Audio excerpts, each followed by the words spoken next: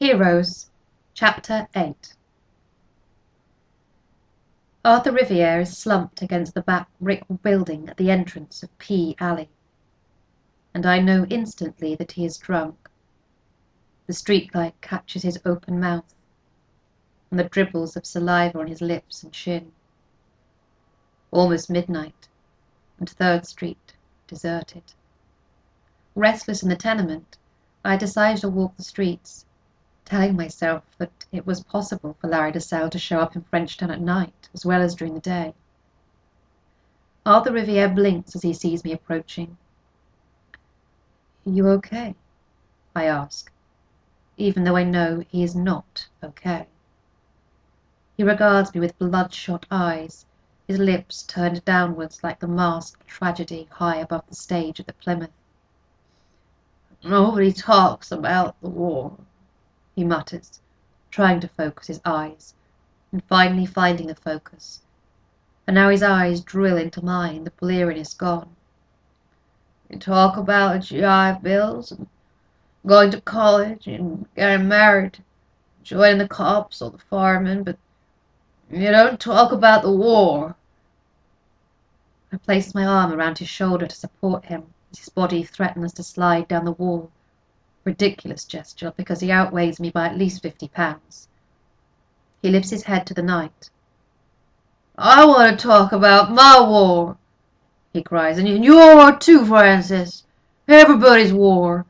The war nobody wants to talk about." "What war is that?" I ask, having to say something, having to respond to the sorrow in his voice, but not expecting an answer.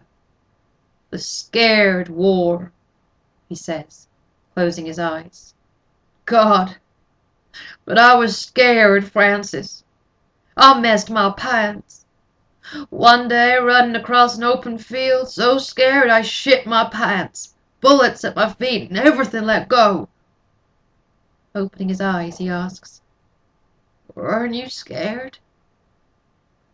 I remember the village, and our advancing platoon, and Eddie Richards saying, "What are we doing here anyway?" and the smell of diarrhea. Everybody was scared, I tell him. "Heroes," he scoffs, his voice sharp and bitter, all signs of drunkenness gone. "We weren't heroes. The Strangler and his scrapbook. No heroes in that scrapbook, Francis. Only us, the boys of Frenchtown. Scared and homesick and cramps in the stomach and vomit. Nothing glamorous like the write-ups in the papers or the newsreels. We weren't heroes. We were only there." Closing his eyes, he again slumps against the wall, as if the words he has spoken have used up all his energy. Shadows loom in the alley's entrance, and I look up to see Armand and Joe silhouetted against the lights of 3rd Street. "Poor Arthur," Armand murmurs, coming forward, placing his arm around him, touching his face lightly. A deep snore flares Arthur's nostrils, flutters his lips. Poor all of us, I think, as I watch them lurching away with Arthur Riviere between them. A cold wind buffets the buildings and sends me hurrying back to Mrs. Ballander's tenement.